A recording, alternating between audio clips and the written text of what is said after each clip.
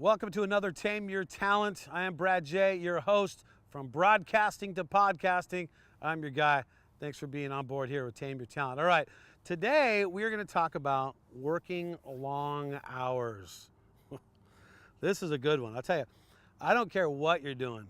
If you could be making speeches all day long, maybe you're hosting a 10-hour event where you're introducing bands all day long, whatever the case may be, sometimes you're going to work long hours. And I'll tell you right now, when I worked for the Greece Olympics back in 2004, our days were 14 to 16 hour long days. 4 different baseball games we would do in a day in Greece during the Olympics. When I did the Olympics in Vancouver in 2010, the hours, we'd have a show start at 1 o'clock for, let's say, a snowboard halfpipe competition. We would get there at 4:30 in the morning, and we would work till evening time. We would do, seriously, 16 hours, in some cases, almost 20 hours of work. Working long hours, big events are like that. So how do you prepare when you work for long hours? How do you do it? Now, if you're a clock puncher and you're going to your job's most likely 5 days a week, 8 hours a day. You know when your break is, you know when your lunch is, you know when you have to report to work, clock in, you know when you clock out. But when you're working long hours and you're a freelancer and you're doing announcing stuff, you got long hours. You're working long hours. You're not signing up to be a normal job like someone else. So you could have 14 hours and you don't get paid overtime for it. So how do you prepare to make yourself prepared for working those long hours? Let's talk about hunger.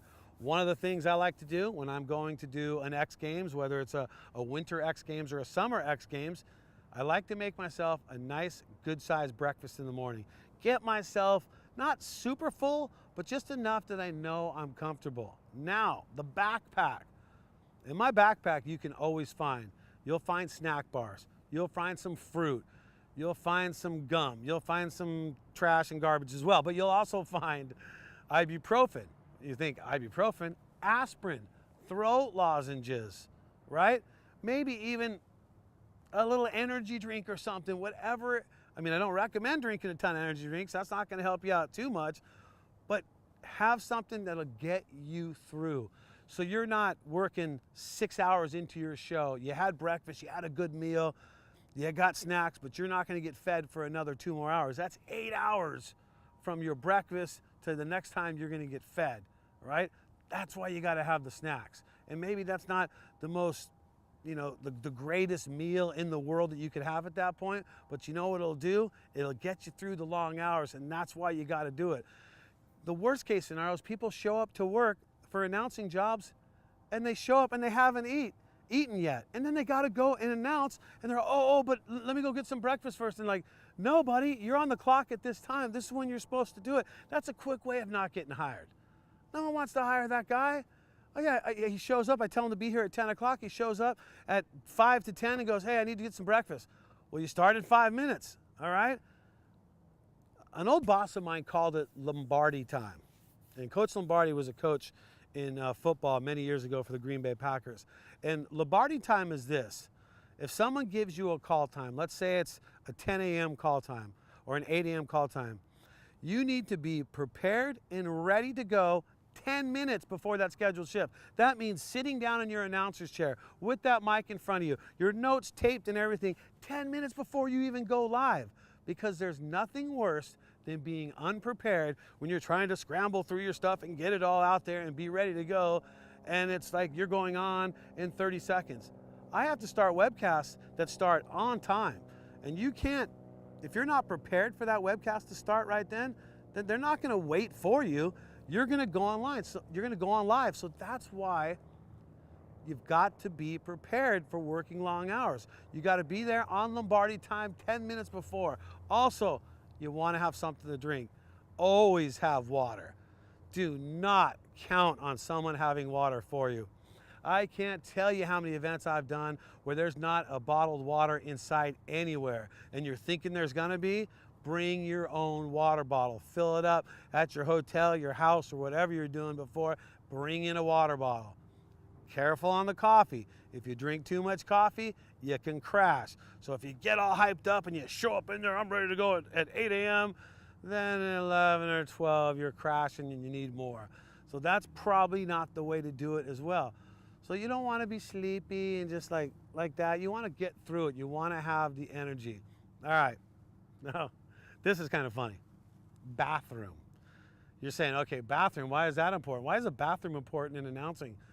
It is very important in announcing. If you're working long hours and you can't get to a bathroom in time and get back to your seat, then you're not going to be able to deliver that show. So what you do, you suss out where the closest bathroom is when you get to that job. Even if you're there the day before touring the facility, you should know in your head, I'm announcing in that tower up there, the bathroom's over there. I'll need about 2 minutes to get to and from that bathroom. You need to know that. And if the bathroom's far away, don't complain, because everybody's in the same boat. Maybe not in the same boat as the announcer who only has a 2-minute break to run and use the bathroom, but that's important to know. And that's why it's a tough thing when it comes to if you're announcing in the mountains, like you're doing snowboarding or skiing events. Elevation, you want to drink water because you're in elevation, you don't want to get elevation sickness, but it's a fine line. You don't want to drink too much water because you don't want to have to use the bathroom if it's far away and there's no built-in breaks. If you have a job that, you work for 2 hours and you have a half hour off, that's no problem. But doing Olympic Games, I can't tell you, in the 4 Olympics that I've worked, the bathrooms are not very close and you have a lot of work and you're there for many hours and it's hard to get there. Now, why do I tell you to eat before you come to work? Well, that's so you don't eat when you're at work. Does that make sense? How many people are annoyed by the guy in the airport who's there an hour and a half before he flies, right? He's there an hour and a half at the gate waiting for his plane. He goes and buys himself a big old plate of garlic fries or a garlic pizza, okay? He buys that for himself. And he goes back and he sits down. And he's sitting down, the plane's not even boarding for a half hour. He's not eating his food, right? He's not eating his food. He's waiting till he gets on the plane to eat the food next to you, so you have to endure the smell of the garlic pizza or the garlic french fries. And I love garlic fries. Just don't even get me started there. Isn't that annoying? Especially when they make the seats on the airplane so small and there's no room and you're basically laying in his meal that he's eating in front of you. Nothing worse than that. And there's also nothing worse than eating while you're announcing. I can't tell you how many times I've worked with professional announcers who, when all of a sudden we're about ready to start the finals of the competition that people have been waiting all day for this to happen, they'd find time. There's time now to eat dinner while I'm on the mic. I mean, you can't do that. You got to eat when you're not on the mic. It shows in the show. You can hear the chomping. You're not tight on the mic. You don't eat during the event. You try to eat before, or you eat when there's a break. That's the way to do it. It's nothing more annoying than that.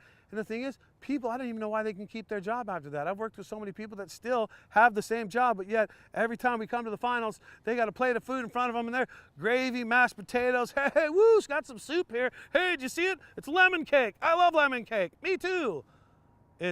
You don't eat when you're working the long hours. So that's what I mean when I talk about long hours. I'm Brad J for Tame Your Talent, tameyourtalent.com, and Tame Your Talent on social media. And also always be sure to send me an email. Love to hear from you. tameyourtalent@gmail.com. Tame Your Talent. Working those long hours. Woo!